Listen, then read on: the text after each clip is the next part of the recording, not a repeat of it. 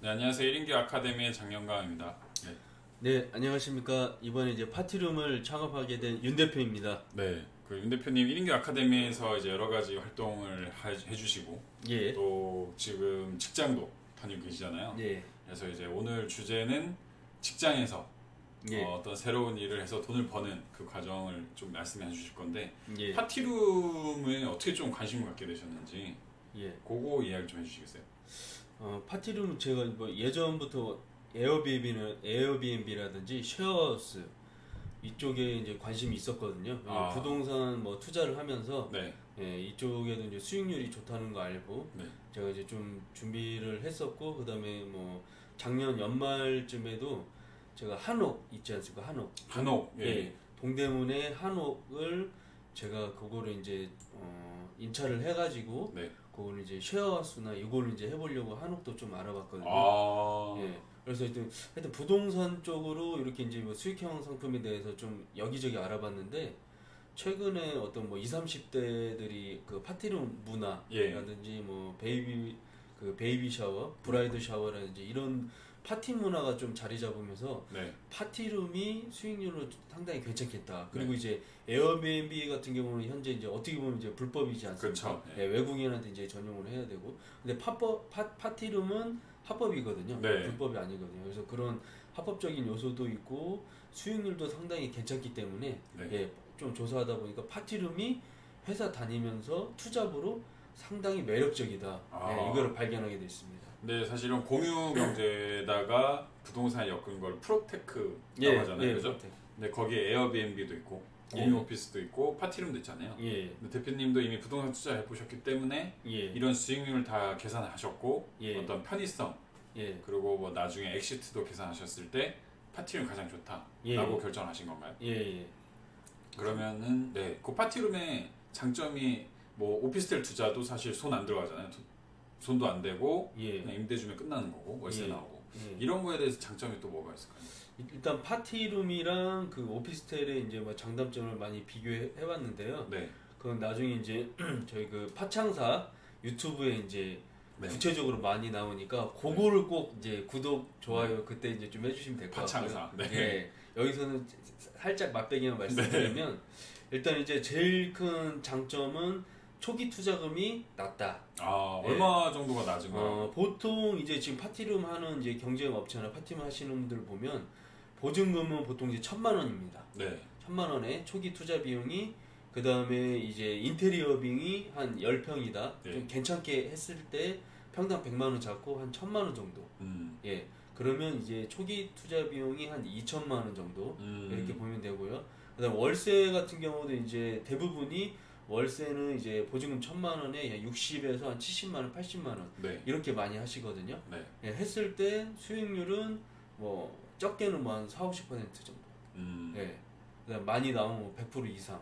예, 이렇게도 이제 하는 건데, 최근에는 어떤 이제 코로나 그런 여파로 인해 가지고 수익률이 조금 영향을 받는 부분이 있지만, 그럼에도 불구하고 이제 우리가 코로나도 이제 봤을 때 어떻게 보면 가까이 아는 사람들, 예, 아는 사람들끼리 어떤 파티룸을 하나 잡아가지고 거기서 파티를 한다 그러면 좀 안정적인데, 코로나가 제일 무서운 게 무증상 감염이지 않습니까? 그렇죠. 모르는 사람한테. 불특정 다수. 근데 파티룸 같은 경우는 거기에 좀 비껴갈 수 있는 게 아는 사람들, 가족들, 친구들이 그런 딱 자기들만의 독립된 공간에 모이기 때문에 그게 이제 코로나 여파를 좀 벗어날 수 있는 부분이죠. 파티룸이. 에어비앤비는 아시다시피 뭐 흔히 하는 말로 작살나지 않았습니까? 그렇죠. 지금 뭐 완전 다 공실이죠. 근데 파티룸은 제가 이제 실행조사 했을 때 영향을 그나마 좀 코로나 영향을 덜 받았다. 그 이유가 독립된 공간을 쓰기 때문에 영향을 좀 덜 받았다. 이렇게 보여집니다. 제 1인교 아카데미 영상을 보시는 분들이 뭐 여러 가지 유형 분들이 있지만 대표님처럼 서울에서 태어나셨죠? 아닙니다. 서울 사람 아니신가요? 네. 외모라든지 여러 가지 봤을 때는 지금 외모가 가려져 있어서 정한 날. 서울 사람처럼 네. 생겨가지고 아니시군요. 예. 그럼 서울에서 그럼 사시죠? 예. 그 서울에서 사시고 서울에서 정확히는 이제 하남 미사에서 사시고 정확하게. 서울보다 집값 비싼 하남 미사에 거주하시고 서울에서 시간 다니잖아요. 예. 근데 너는 서울에서 있고 서울에 직장 있으니까 하는 거 아니냐. 예. 이렇게 얘기할 수 있잖아요. 근데 이 영상을 보신 분들 전국에 있잖아요. 그렇죠. 그러면은 이런 수익률이 서울에만 통하는 거 아니냐. 예. 그거에 대해서는 또 어떻게? 일단은 아까 이제 뭐 장점이 곧 차별하지 않습니까? 네. 장점을 뭐 여러 가지 좀 제가 크게 세 가지를 뽑았어요. 네. 첫 번째는 낮은 투자금. 아이고 강의 준비하셨나요? 준비 안 하신 거라는데. 아니 다 했죠. 머릿속에. 아니 준비는 뭐 다 했죠. 네, 첫째 낮은 투자금. 네, 낮은 투자금. 두 번째는 높은 수익률. 네. 자 마지막 세 번째. 상당히 제가 그 분석했을 때는 블루오션입니다. 이거 말릴 것 같은데요. 네. 왜 제가 블루오션이라고 하냐면은 그 아까 대표님이 이제 이렇게 반문할 수 있겠는데 서울 경기 쪽은 어떻게 보면은 아직도 이제 여러 가지 틈새 시장 많이 있지만 제가 한마디로 정리를 하면 지방 같은 경우는 있지 않습니까? 깃발을 누가 꽂느냐예요.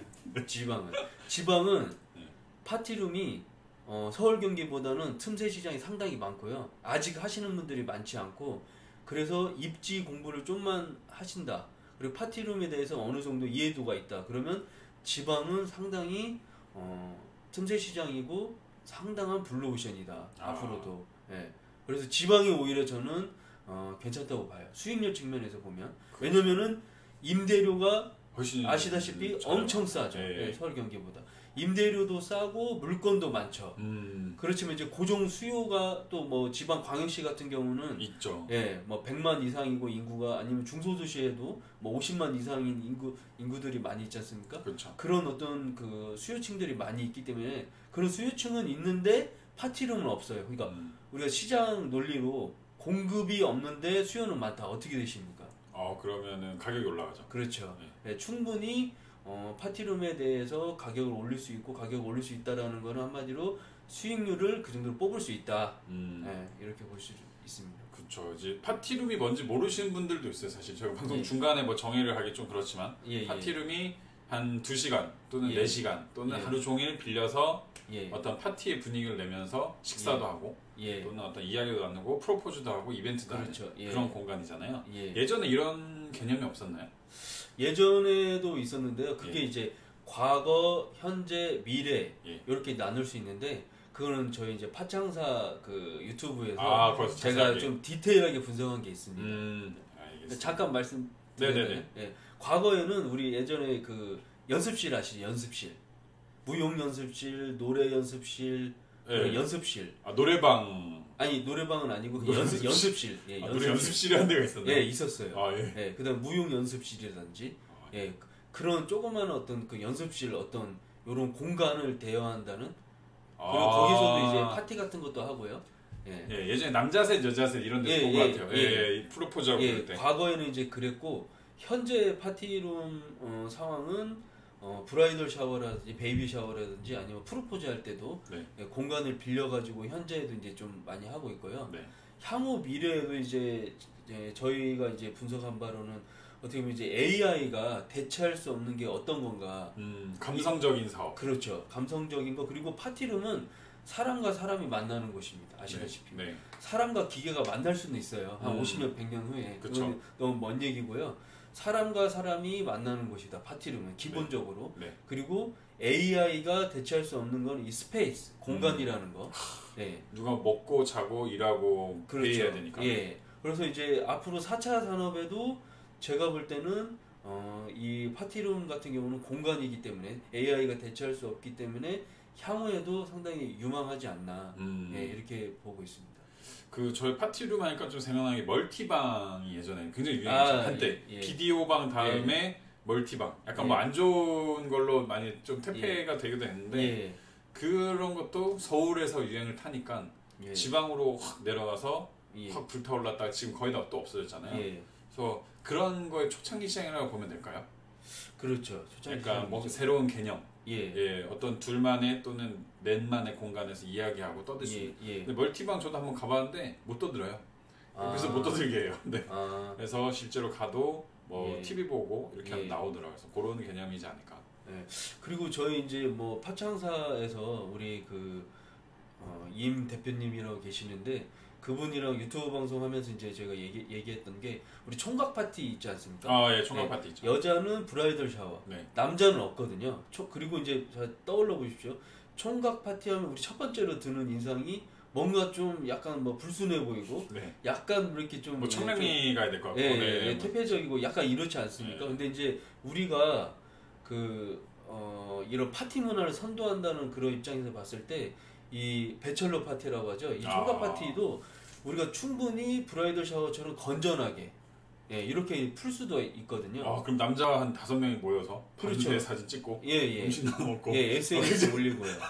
근데 이제 그거를 저희가 이제 문장으로 그거를 풍선 달고 그렇죠. 네. 생각만 해도 재밌네요. 그걸 저희가 어떻게 부를 거냐? 우리 대표님도 아시겠지만 기업의 사회적 가치를 우리가 이제 CSR이라고 하시지 않습니까? 그렇죠. CSI가 뭐의 약자죠? CSR. 라고 넘어가겠습니다. 그런데 최근에는 제가 이제 그쪽에서 좀 공부한 부분이 있는데 최근에는 학위도 있으시잖아요. 그 CSV라고 합니다. Shared Value에서 어떤 그 공유 가치를 창조하는 거거든요. 근데 이제 이게 뭐냐면 우리가 이제 총각 파티 같은 경우 예전에 이제 퇴폐적이고 이런 부분이었지만 요거를 우리가 CSV 차원에서 어떤 그 총각 파티 그 문화를 안정적이고 그 다음에 건전하게 이끌어가는 게 이게 이제 또 상당한 이제 문화 선도를 위해서 중요한 거거든요. 근데 여기에서 국내 대기업 중에 가장 기여를 많이 하고 집중적으로 하고 있는 게 SK입니다. 그래서 최태원 회장님이 최근에 기사 보시면 알겠지만 앞으로 CSV 안 하는 회사는 생존하기 어렵다.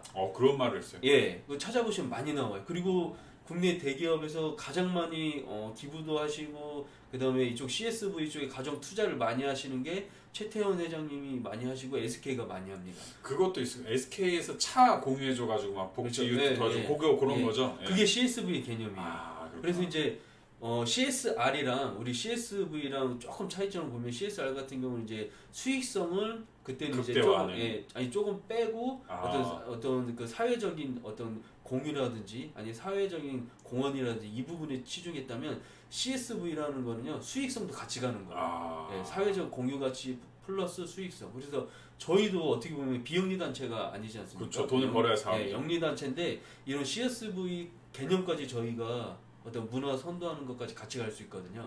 그래서 그때 이제 저희가 팟장사 그 유튜브를 찍으면서 제가 이제 한 말이 있습니다. 그때. 어떤? 그 저희 영상을 보시는 SK 그룹이나 관계자분들, 저희랑 어떤 M&A라든지 뭐 전략적 파트너 이제 하면은 최태원 회장님한테 올리면은 그 기한은 거의 100% 통과된다. 본인도 승진하고? 승진각이다. 연락 달라. 그 방송에서 얘기했죠. 근데 지금 딱 보니까 대표님 약간 최태원 회장님 좀 닮으시다는 얘기도 들은 것 같아요, 그죠? 제가 만나야겠네요. 네네, 직접 가서 만나면 깜짝 놀라시겠네요. 그럼 마지막으로 또 이제 질문 이렇게 할 수 있잖아요. 야, 너는 뭐 이렇게 많이 알아보고 CSV, CSR도 알아서 하는 거 아니냐? 이걸 아예 모르시는 분도 있잖아요.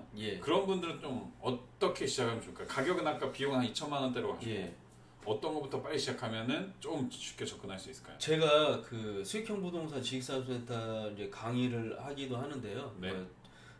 투자자로서 제가 꼭 하는 얘기가 있습니다. 그 초보자들 같은 경우에 투자를 안 하는 게 투자라고. 투자를 안 하고요. 투자금을 지키는 게 그분들한테 투자입니다. 명언이죠. 그래서 이제 저는 저희 회사가 이제 하려는 게 프랜차이즈거든요.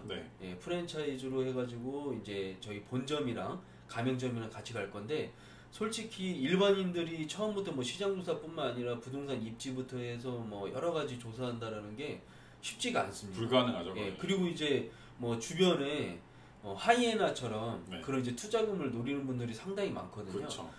그런데 이제 저희는 이제 프랜차이즈로 가기 때문에 저희 안에 저 같은 경우는 이제 프랜차이즈 경력이 한 12년 이상 되고요. 그다음에 이제 저희 또 옆에 계신 옆에 대표님도 프랜차이즈 한 10년 이상 되시고 특히 이제 프랜차이즈 쪽에 어떤 전문가시고 그다음에 저희 뭐 온라인 마케팅 전문가도 계시고 그다음에 세무 회계 재무 쪽에 또 전문가도 계시고 해서 요거를 이제 한마디로 뭐라고 하냐?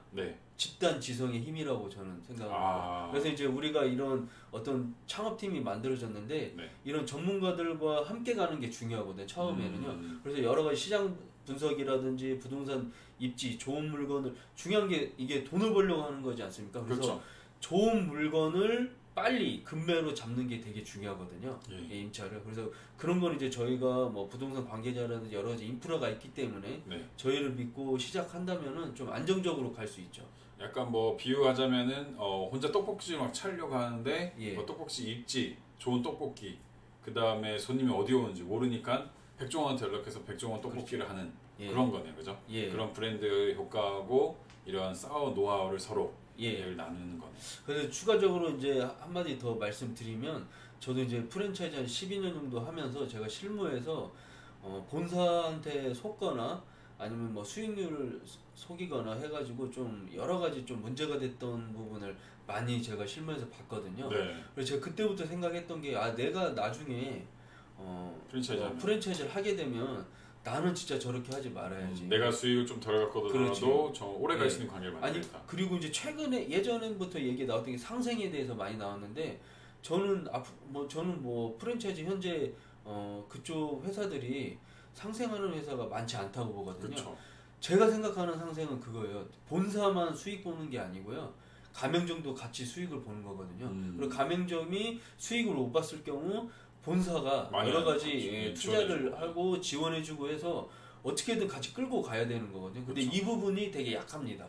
근데 이제 제가 이제 어떻게 보면 이제 공동 창업을 이렇게 시작했지만 제가 제일 강조하는 부분이 우리 프랜차이즈 가맹점에도 최대한 수익을 올려주고 만약에 수익을 못 보는 데가 있으면은 최대한 우리가 여러 가지 인적, 물적 자원을 투자해가지고 같이 가자. 이 부분은 저희 그 코어 밸류, 핵심 가치로 가져갈 겁니다. 핵심 가치에 대해서까지 또 말씀해 주셨는데 뭐 이제 앞으로 지금은 거의 초창기잖아요. 뭐 앞으로 중기, 뭐 그리고 또 말기까지 이렇게 쭉 이어가면서 또 영상을 많이 남기실 거고 그래서 공유를 해주실 건데 그때마다 또 한 번씩 나와 주셔서 이렇게 찍어주시면 좋을 것 같습니다. 네, 감사합니다. 감사합니다. 네.